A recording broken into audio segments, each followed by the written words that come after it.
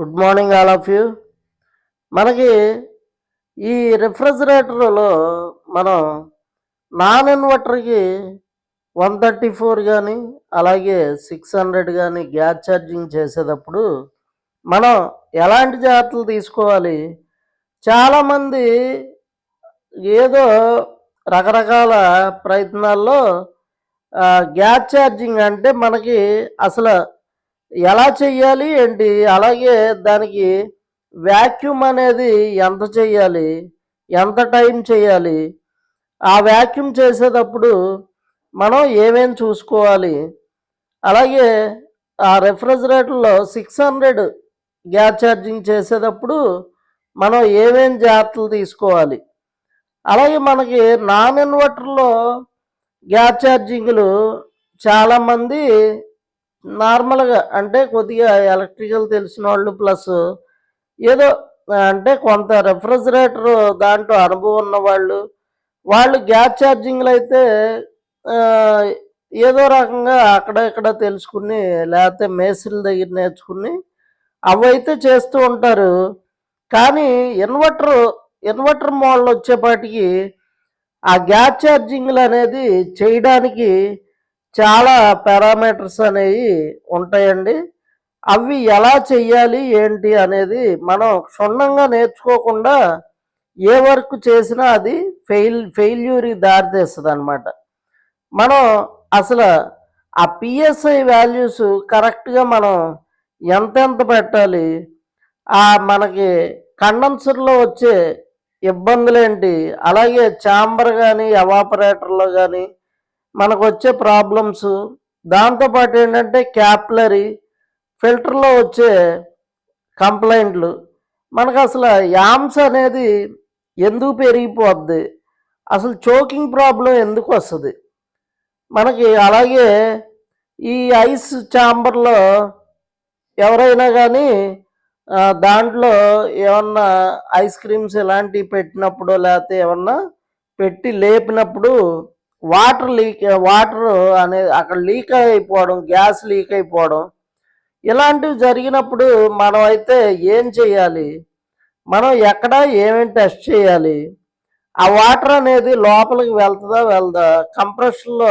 ఆయిల్తో పాటు వాటర్ కలుస్తుందా కలవదా, ఇలా రకరకాల జాగ్రత్తలు తీసుకుని మనం బ్రేజింగ్ చేసేటప్పుడు కానీ అలాగే గ్యాస్ ఛార్జింగ్ చేసేటప్పుడు కానీ ఎప్పుడైనా సరే ఎలాంటి జాగ్రత్తలు తీసుకోవాలి. ఏదో గుడ్డిగా అంటే ఏదో కొద్దిగా నేర్చుకుని అలా ఏదో ప్రయత్నాలు చేసి తక్కువ ఫీజుల కోసం తక్కువ ఫీజులు అని అక్కడికి ఇక్కడికి వెళ్ళి ఏదో తిప్పలు పడిపోయి మనకు పూర్తిగా ఏదైనా ఒకటి గుర్తుపెట్టుకోండి ఫ్రెండ్స్, పూర్తిగా వర్క్ రాకపోతే మనం ఎందులోనూ నిలబడలేం. ఎందుకంటే వర్క్ అనేది మనకి పర్ఫెక్ట్గా 100% రావాలన్నమాట. 100% వర్క్ వస్తేనే మీరు ఖచ్చితంగా దాంట్లో సక్సెస్ అయితే 100కి 100% అవుతారు. అలా కాకుండా ఏదో కక్కుర్తితనంతోనో లేకపోతే ఇలా రకరకాల విధంగా ఏదో ప్రయోగాలు చేసి వెళ్తే డబ్బులు అవుతాయనో లేకపోతే ఈ ఇన్స్టిట్యూట్లు కూడా సరైన రీతిలో మనకు ప్రాపర్ ట్రైనింగ్ అనేది ఇవ్వకపోవడం వల్ల కూడా కొంతమంది అయితే ఇబ్బందులు పడుతూ ఉంటారు. అలాగే ఇన్వర్టర్లో అసలు ఏమేం కంప్లైంట్లు వస్తాయి వాటిని మనం ఈజీగా అంటే టెక్నికల్గా మనం ఈజీగా ఏదైనా ఒకటి గుర్తుపెట్టుకోండి ఫ్రెండ్స్, మనం ఏ ప్రాబ్లంనైనా 10 మినిట్స్లో రెక్టిఫై చేయాలి. గుర్తుపెట్టుకోండి, రిపేర్ చేయడం కాదు, రెక్టిఫై చేయాలంటే ప్రాబ్లంని కనుక్కోవాలి. 10 నిమిషాల్లో కనుక్కోగలిగితేనే మీరు సర్వీస్ ఇంజనీర్గా సస్టైన్ అవ్వగలరు. అలా మనం ప్రతి రెఫ్రిజిరేటర్లో కానీ లేకపోతే వేరే వాటిలో ఎందులో అన్నా కానీ అలా కనుక్కోగలిగితేనే మీరు సెట్ అవుతారనమాట.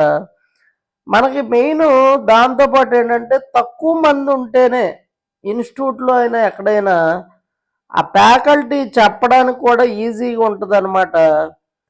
తక్కువ మంది అనమాట, అంటే 4-5 కన్నా ఎక్కువ ఉండకూడదు అనమాట. ఉంటే కనుక వాళ్ళకి గ్యాస్ ఛార్జింగ్లు చేయించేటప్పుడు కానీ, అలాగే వాటిల్లో వచ్చే ఏమేమి ప్రాబ్లమ్స్ అనేవి వస్తాయనేది క్షుణ్ణంగా ఆ ఎవరైతే ఫ్యాకల్టీ ఉంటారో ఆ ఫ్యాకల్టీ పూర్తిగా వాళ్ళతో ఇదే వాళ్ళకి చెప్పడానికి కూడా తక్కువ మంది ఉంటేనే వీలుబాటు అవుతుంది. ఎక్కువ మంది ఉన్న చాట ఎట్టి పరిస్థితుల్లో కూడా అది వీలుబాటు కాదనమాట. ఎందువల్లంటే ప్రతి ఫ్యాకల్టీ ఒక నలుగురు ఐదుగురికి మాత్రమే చెప్పగలడు ఫ్రెండ్స్. అంతకన్నా ఎక్కువ మందికి చెప్పలేడు. అలాగే షార్ట్ టర్మ్‌లో ఈ గ్యాస్ ఛార్జింగ్‌లు ప్రాక్టికల్ లేనిదే మనకి ఏది కూడా రాదనమాట. ప్రాక్టీస్ చేయించాలి. ఎందుకంటే గ్యాస్ అయిపోద్దనో, గ్యాస్ ఛార్జింగ్ చేయించి మళ్ళీ ఆటిని దానివల్ల లాస్ అయిపోతామనో, లేకపోతే బ్రేజింగ్స్ చేస్తే బ్రేజింగ్ రాడ్లు కరిగిపోతాయనో, ఇలా అయితే గనక ఎవరో కూడా వాళ్ళు వాళ్ళు టెక్నీషియన్స్‌గా ఉండలేరు. ఎందుకంటే ఆ ఇన్‌స్టిట్యూట్‌లో ఏదో ఊరికే ఒకళ్ళు చేస్తుంటే 10 మంది చూస్తే ఏ ప్రయోజనం ఉండదు. వాళ్ళ చేత్తో వాళ్ళు చెయ్యాలి. వాళ్ళ చేత్తో వాళ్ళు చేస్తేనే ఆ వర్క్ అనేది రావడం జరుగుద్ది. అంతేగాని ఎవరో చూస్తే మనకు వర్క్ రాదు ఫ్రెండ్స్. ఎవడో తింటే మనకి కడుపు నిండుద్దా ఫ్రెండ్స్? నిండదు కదా! ఎవడు తిన్నా నిండదు. ఆడి కడుపుకి ఆడే తింటేనే కడుపు నిండుద్ది. అందుకని ఎవరైనా ప్రాక్టికల్ లేని చాటకి మీరు వెళ్ళవద్దు. ప్రాక్టీస్ ఉండాలి. అది ప్రాక్టికల్స్ లేకపోతే మీ చేత్తో మీరు చెయ్యకపోతే వర్క్ రాదనమాట. ప్రతి ఒక్కళ్ళు కూడా చూశానులే, ఏముందిలే అర్థమైపోయిందిలే అంటే అదంతా రాదు. చూస్తే అస్సలకి రాదు. మీరు చేస్తేనే వచ్చిద్ది అనమాట. చేస్తేనే వచ్చిద్ది. అది కాక ఏంటంటే నలుగురు రకరకాలుగా చేస్తూ ఉంటే వాటిల్లో వచ్చే రకరకాల ప్రాబ్లమ్స్, ఇబ్బందులు ఆ ఫ్యాకల్టీ ఎక్స్ప్లెయిన్ చేస్తేనే వాళ్ళందరికీ కూడా వర్క్ అనేది రావడం జరుగుతుంది ఫ్రెండ్స్. లేకపోతే వర్క్ రాదు. అందుకని ఎవరైనా ఇన్స్టిట్యూషన్స్ వారు కానీ, అలాగే స్టూడెంట్స్ కానీ ప్రతి ఒక్కళ్ళు ప్రాక్టీస్ అనేది చెయ్యాలి. ప్రతి ఒక్కరు మొత్తం ప్రతి ఒక్క పార్టు కూడా వాళ్ళ చేత్తో వాళ్ళు చెక్ చేయాలి. ఆ టెస్టింగ్ అనేది వాళ్ళ చేత్తో వాళ్ళే చేయాలి. ఆ గ్యాస్ ఛార్జింగ్ కానీ ఏదైనా సరే అవసరమైతే గ్యాస్ పెట్టి వదిలేసేయాలి. బయటికి వదిలేసేయాలి. దానివల్ల పోతే గ్యాస్ పోద్ది. కానీ ఆ స్టూడెంట్ అనేవాడు ఎవరైతే ఉంటారో ఆయన పర్ఫెక్ట్గా వెళ్ళి ఇబ్బంది లేకుండా చేయగలుగుతాడు ఫ్రెండ్స్. అందుకని ప్రాక్టీస్ అనేది ఖచ్చితంగా ప్రతి ఒక్క స్టూడెంట్కి కూడా ఉండాలి. ప్రాక్టీస్ లేనప్పుడు తక్కువ డబ్బులైనా ఉపయోగం ఏమి లేదు. ఎందుకంటే మనకి వర్క్ అనేది రాకపోతే ఏదో ఏదో చూడ్డాలు వాటి వల్ల ఉపయోగం లేదు ఫ్రెండ్స్. ప్రాక్టీస్ అనేది ఖచ్చితంగా 100కి 100% ఉండి తీరాలన్నమాట. ప్రాక్టీస్ చేస్తేనే ఏ వర్క్ అయినా వచ్చిద్ది. నలుగురు ఐదుగురు చేస్తూ ఉంటే అందరూ ఒకలాగా చేయరు అనమాట. ఎందుకంటే ఒక్కోళ్ళు ఒక్కో రకంగా చేస్తారు.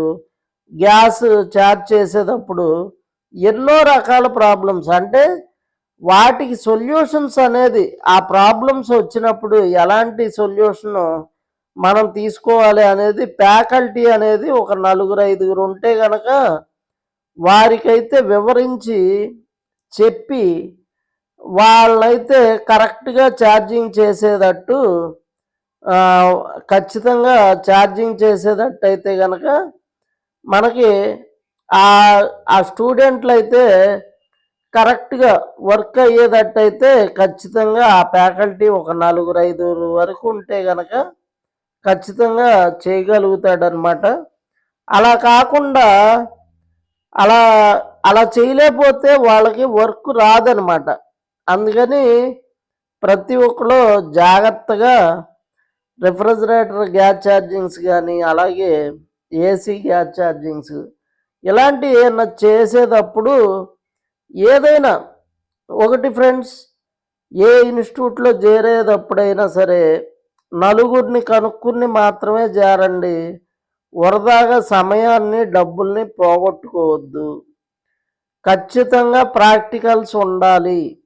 ప్రాక్టికల్స్ ప్రతిదీ కూడా ఉండాలి. ప్రతిదీ చెయ్యాలి.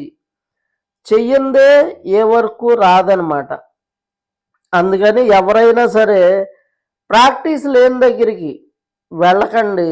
ప్రాక్టీస్ ఉన్న దగ్గరికే వెళ్ళి అక్కడ మాత్రమే పర్ఫెక్ట్ ట్రైనింగ్ అనేది తీసుకోవాలన్నమాట.